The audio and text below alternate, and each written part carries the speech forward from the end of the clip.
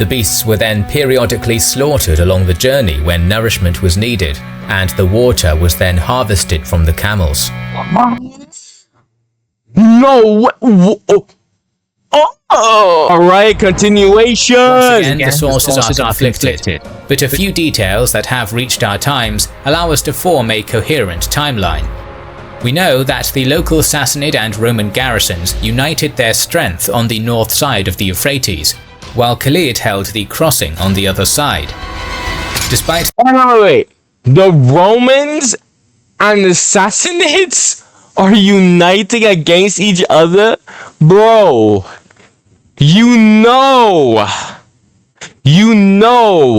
that you are a menace. You are a threat. Enemy number one, public enemy number one.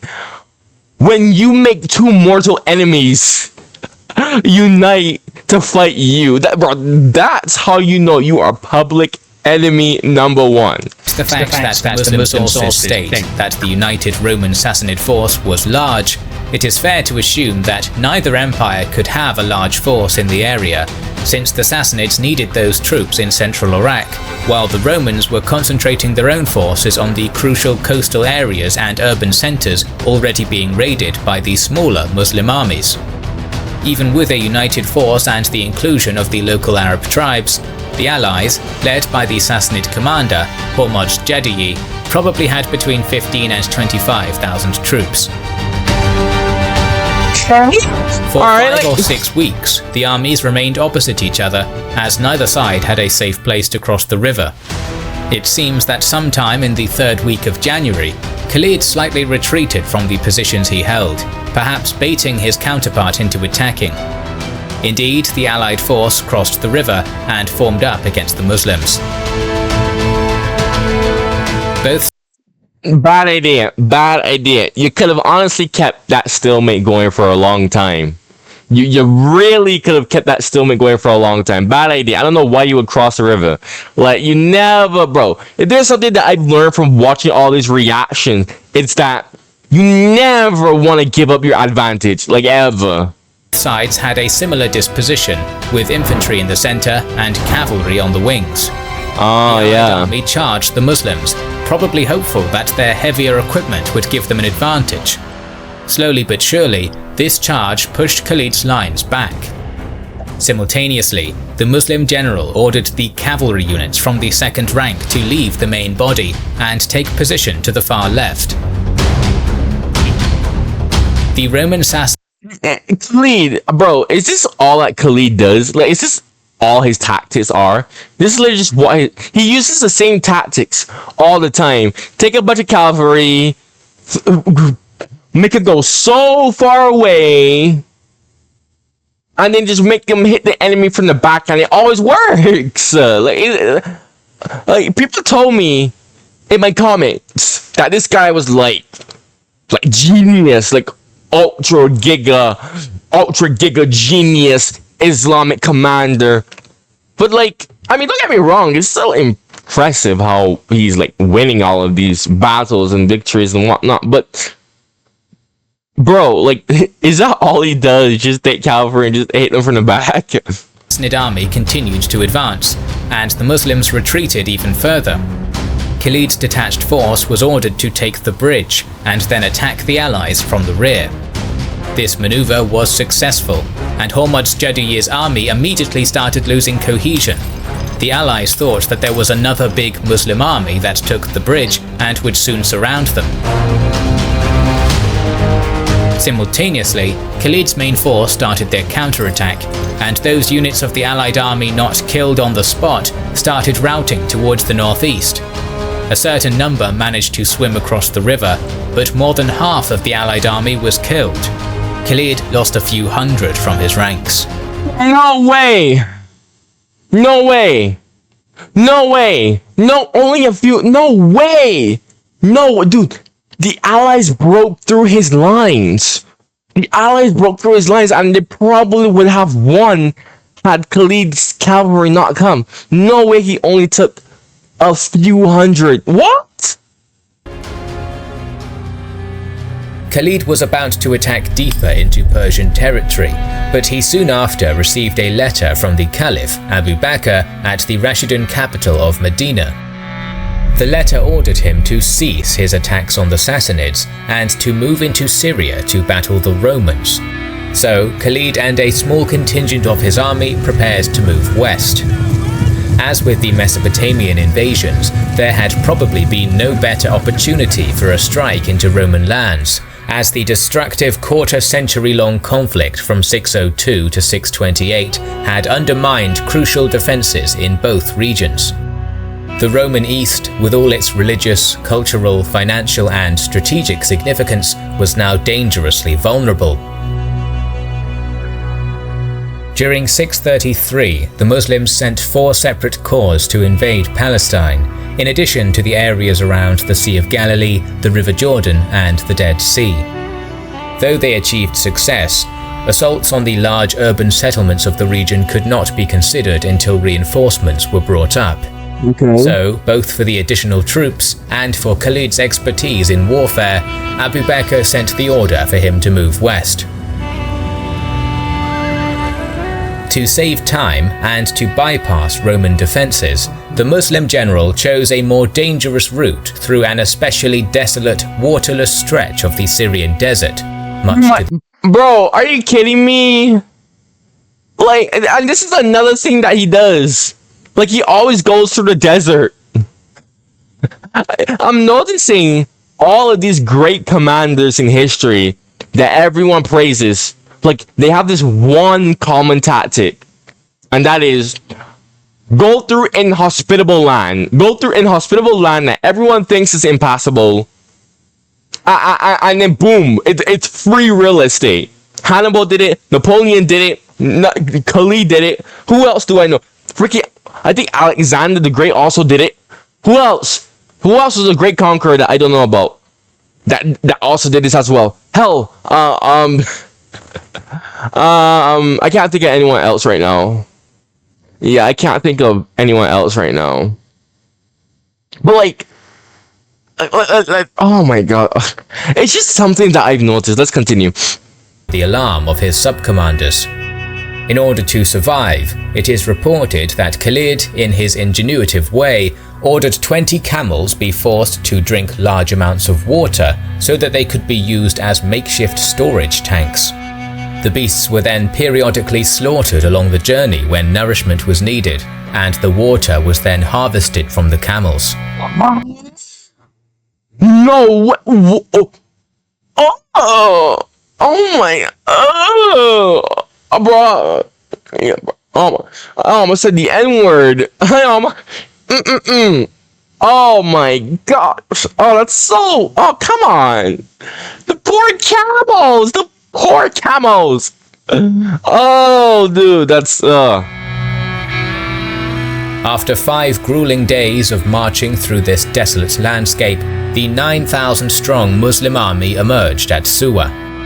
Then they swiftly inflicted a minor defeat on the Roman Arab clients, the Ghassanids, at Marj al-Rahit, while they were celebrating Easter.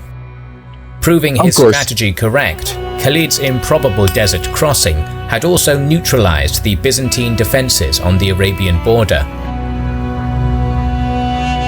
Now he turned south, towards the Syrian town of Bosra, where the arrival of his reinforcements led to its capture by mid-July of 634. Oh, this guy's unstoppable! Despite this success, the Muslims had little time to celebrate. Roman Emperor Heraclius, who was now in Emesa, sent his brother Theodore and an Armenian general named Wardan south towards Ajnadayn, 25 miles southeast of Jerusalem, where they began to gather a large army. Spies reported this gathering force to the invaders, and the burgeoning Caliphate's army marched to meet their Byzantine opponents. Very few hard facts are known about this battle, but we can reconstruct a version of the fight using the available sources. I swear, dude, like all of the facts are just like missing. Like all of the details are missing. Like, come on, how do you not keep record of this? Come on, especially the Islamic Arabs. Like, come on, like if these are great victories, right? How do you lose record of this, man? Muslim accounts vastly exaggerate the number of Roman troops they faced, and it is likely even that the weakened Byzantine forces in Syria, 10,000 strong and commanded by Wardan and Theodore, were outnumbered by the 15,000 Muslims. Both armies formed up in extended lines, with their camps to the rear, and both sides stood ready with 3 divisions of infantry, right, left and centre, while each wing had a cavalry flank guard. Behind the Muslim centre was a small reserve, and in front of their centre was a small group of champions. Before the battle began, a Christian bishop rode over to Khalid's army and attempted to negotiate a Muslim withdrawal. However, the Rashidun general simply responded by offering the traditional choice: conversion to Islam, payment of the jizya tax, or death in battle. Give it to him straight. Also, conversion to Islam. You know, kings in general just said that the Muslims tend to exaggerate the size of the Eastern Roman Empire's army, and it made me wonder, well, if they're exaggerating that, what else could they be exaggerating? Raised eyebrow. Oh, but to be fair, there's a lot of the Bible that is exaggerated as well, so I can't really. I'm not gonna go and, be like that, you know what I mean? The fighting at Ajnadayn began when the Byzantine auxiliary missile units, stationed ahead of the main line, began to rain arrows and stones on their adversaries. As the superior Byzantine ranged units loosed, the Muslims suffered losses and were unable to respond. However, one Muslim warrior named Dirar, heavily armoured and brandishing a heavy shield, stolen from a Roman soldier, marched directly into the arrow fire, shouting his war cry. After the hail of missiles ceased, Dirar and his entourage of fellow champions were met by their Byzantine counterparts, and it is said the Muslims got the better of the fighting, slaying several Roman elite warriors and 2 generals. I swear! Bro, freaking Allah, bro. Allah, God, whatever translation you want to say. Bro, freaking Allah has to be on their side. Freaking hell, dude. Oh my gosh. As the dueling came to an end, the Rashidun army attacked, and the subsequent fighting was a slogging match with little maneuver and lasted until nightfall. The next day, Byzantine commander Wardan attempted to lure Khalid into a trap by offering a parley, but the plan went wrong and he was instead killed by the fearsome Dirar. Wow, okay. Aiming to exploit the confusion which this loss of leadership caused in the Roman ranks, of course, loss of leadership, bro. I swear, I'm like seeing a pattern being repeated like over and over and over, bruh. Attacked again with their flanks in front and center behind. After savage hand-to-hand fighting, which exhausted and depleted both armies, Khalid deployed his 4,000-strong reserve in the center and drove deep wedges through the Roman formations in this area. Unable to withstand the pressure any further, their line collapsed. After this defeat, Emperor Heraclius sent his brother Theodore back to Constantinople in disgrace. At the same time, the remnants of his shattered army, in addition to the local Roman population, withdrew to the apparent safety of the walled cities, which subsequently became crowded with refugees. Perhaps an omen of things to come, Heraclius then retreated with his headquarters further north to the city of Antioch, due to the fact that Muslim forces now controlled the countryside and were expected to advance on the most prominent urban center in the area. Oh my gosh, man. A week after their victory at Ajnadayn, the Arab forces began to march north in the direction of Damascus. On their way, they had to leave a mounted detachment at the city of Fal, ancient Pella, to keep the Roman garrison there tied down while the main army marched onward. After this was done, the Muslims reached Yakusa on the southern bank of the Yarmouk River. Here they were opposed by a blocking force of Byzantine troops on the northern shore. They were in no real position to offer serious permanent resistance, but they were there to delay the invaders and to allow the great city to further prepare for a coming siege. After a short... Wait, but like, wouldn't that be like kind of a waste of troops?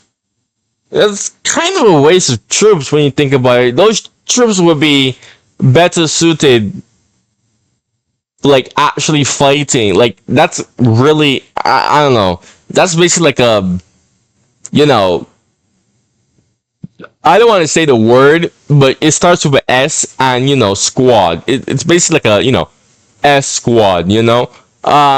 If you have enough of a brain, you should know what I mean. But that's basically like a S squad. Yeah, that's kind of a, I don't know. I don't really like that. I don't like that tactic. Bad tactic, waste of troops. Battle here, and another battle against 12,000 Romans at the Yellow Meadow, otherwise known as Major Safar. The road was clear to to keep the Roman garrison there tied down while the main army marched onward. After this was done, the Muslims reached Yakusa on the southern bank of the Yarmouk River. Here they were opposed by a blocking force of Byzantine troops on the northern shore. They were in no real position to offer serious permanent resistance, but they were there to delay the invaders and to allow the great city to further prepare for a coming siege. After a short battle here, and another battle against 12,000 Romans at the Yellow Meadow, otherwise known as Major Safar, the road was clear to Damascus. 12,000 Romans? Were they acting as a blocking force? No way! 12,000? Was that a block? No way. Bro, why would you put 12,000 troops in the field? That is such a waste of valuable men and resources. Oh, that hurts. This hurts me. This hurts me. Oh, that actually hurts. Oh my gosh, man. This should be like basic common sense. When the invading Arabs neared the city, the Muslim commander realized that his forces were not numerous enough to encircle it. Hold on a minute. We're at Siege of Damascus. Hold on a minute. Alright, we have time. Instead, we have time. I had to make sure that I wasn't recording too long. Each of the Muslim sub-commanders stationed their contingents outside of the city's various gates, fully blockading the crucial thoroughfares by August 21st, with a total of around 20,000 soldiers, 16,000 infantry, and 4,000 mobile guard cavalry. Damascus immediately began starving due to the lack of supplies and unpreparedness for a siege, while the Muslims were well supplied due to their domination of the fertile and productive local countryside. As the swift Arab light horsemen were relatively useless in a siege, Khalid ibn al-Walid sent a few hundred of them to the Eagle's Pass to the north in order to act as scouts. Here they watched for any Byzantine relief force aiming to pass through this choke point.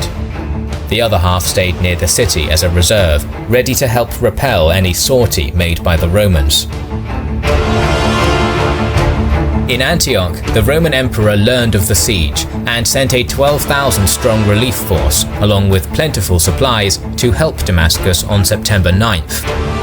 When this force reached the narrow pass where the Muslim scouts were stationed, they pushed the cavalry back. One of these scouts managed to send notice to al-Walid, and he, gambling that repelling the relief attempt was more important than maintaining too tight a blockade, took the remaining cavalry at night to the Eagle Pass, where he managed to rout the Romans. Oh, how did he do that? 12,000 men, well supplied. You know, how did he do that? What? How? What is the details on that? Holy crap, the Eastern Roman Empire, this is actually just so... It's just sad to watch at this point, honestly. Despite their apparent success, the besieging Arab forces were now stretched thin by Khalid's withdrawal. Historians believe that if the garrison's general Thomas had chosen to launch a sortie at this point, the Byzantines could have broken the siege, but they did not and therefore lost the opportunity. Yeah, I was sitting here thinking to myself, okay, great. He doesn't have like that tight of a siege. I'm sure the Romans inside of the city, can tell that it's not very tight of a siege. I would think so. Why not go and launch a breakout attempt now, right?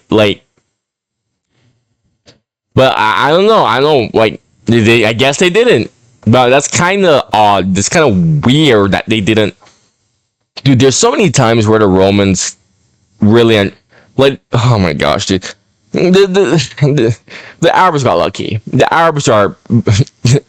I see a lot of luck, or it could be Allah. Oh.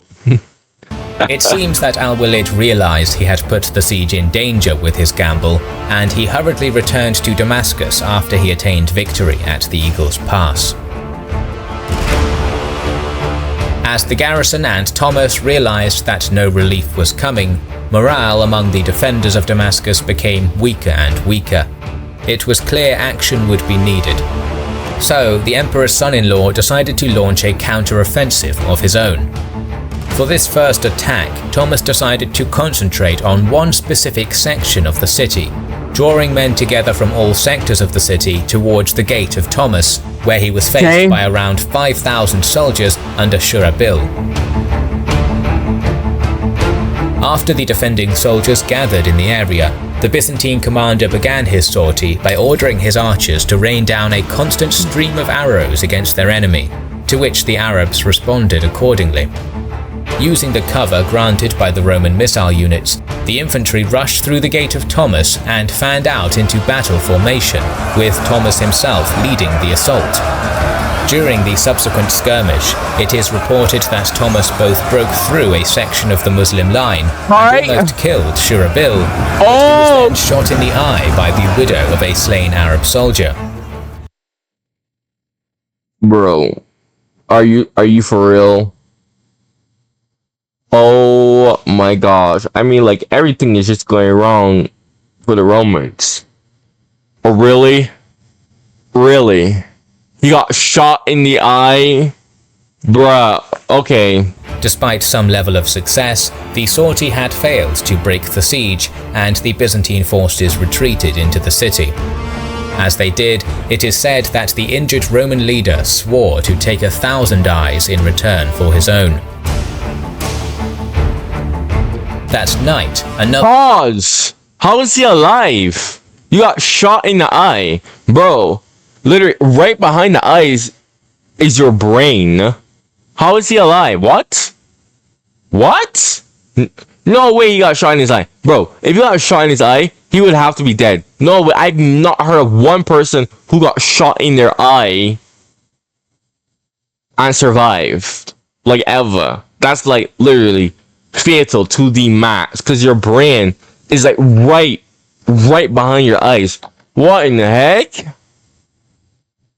Another plan to break the siege was devised by the defenders. As a concentrated attack on one of the gates had failed, Thomas would this time launch simultaneous strikes from 4 of the gates. 2 large forces were gathered, at the eastern gate where Khalid was in command, and at the Gate of Thomas, where the main attack against exhausted enemy units would be undertaken. The other forces at the small gate and the Jabiyah gate were designed to pin their besiegers in place. As Thomas sounded the attack, a grinding battle took place at the Jabiyah gate, with both sides suffering many losses. After a while of this slaughter, Abu Ubaidah and his forces at this gate managed to doggedly repulse the Byzantine assault, driving them back into the city. Okay. The situation was far more serious at the eastern gate, where the Byzantines had a larger force. This larger contingent of defenders managed to break the Arab infantry and drive them back, but Khalid himself then arrived with 400 elite mobile guard cavalry, and with them struck the Roman flank. This weakened the sortie irreversibly, and the defenders were slowly driven back inside the gates. Why would he attack Khalid? Bad idea. Why would you attack Khalid? You did not need to attack Khalid.